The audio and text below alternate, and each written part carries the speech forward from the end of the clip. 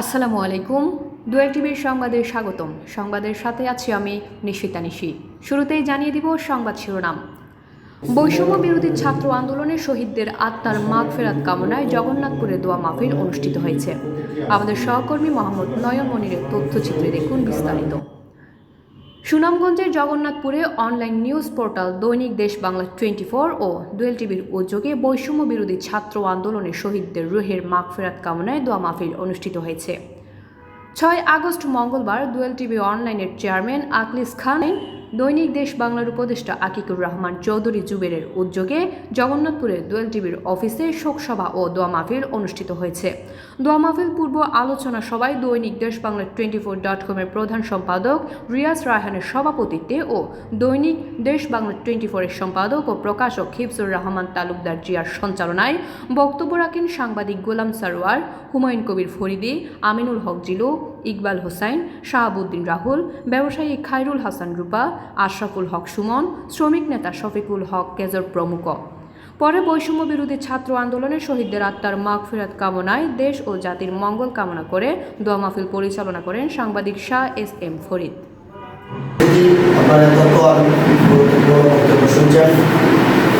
আমাদের রাজনীতি থেকে শুরু করে সাংবাদিকবৃন্দ যারা বক্তব্য দিয়েছেন, সকলের একই দাবি, আমরা সুন্দর একটি বাংলাদেশ চাই।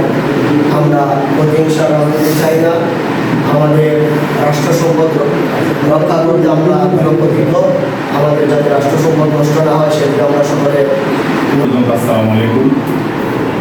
আমরা সর্বপ্রথম শুকরিয়া আদায় করছি আল্লাহর নিকট যে মহান আল্লাহ রাব্বুল আলামিন আমাদেরকে আজকে এমন একটি মুহূর্তে শহীদের আত্মার মাগফিরাত কামনা করার জন্য এখানে উপস্থিত হওয়ার তৌফিক দিয়েছে।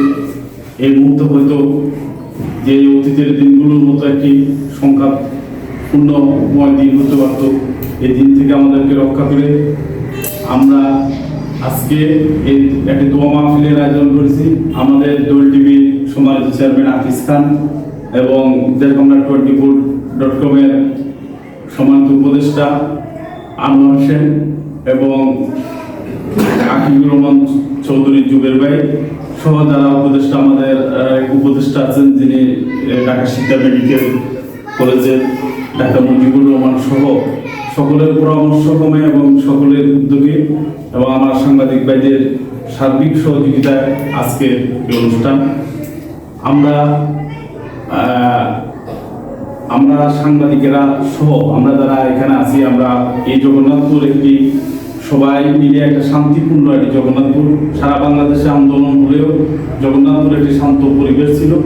আমরা আশা করব আপনারা যারা এখানে উপস্থিত আছেন তাদের মাধ্যমে আমরা এই মেসেজ পৌঁছে দিতে চাই, আমরা এই শান্তিপূর্ণ জগন্নাথপুরকে অশান্ত করতে চাই না।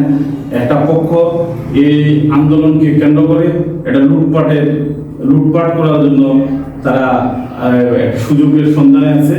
তারা এই আন্দোলনকে পুঁজি করে বিভিন্নভাবে লুটপাট করতে যাবে। যারা আন্দোলনকারী এদের উপরে দোষারোপ হবে। আমরা আশা করি সকলের সজাগ দৃষ্টি রাখলে এই ক্ষয়ক্ষতি এবং রাষ্ট্রীয় সম্পদ আমরা রক্ষা করতে পারবো।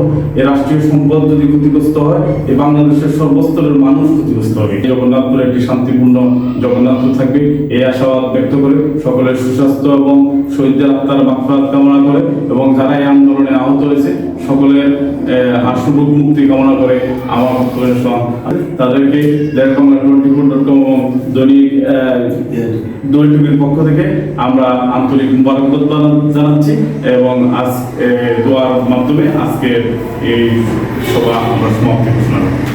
আমাদেরকে একটা সুন্দর সমৃদ্ধ সুখী সমৃদ্ধ বাংলাদেশ গড়ার তৌফিক দান করেন এবং যারা এই সরকারের সময় জুলুম নির্যাতনের শিকার হয়েছে, গুম হয়েছে, প্রত্যেকের পরিবার থেকে আল্লাহ সবাই। দোয়েল টিভি দেখতে ভিজিট করুন www.doeltvonline.com।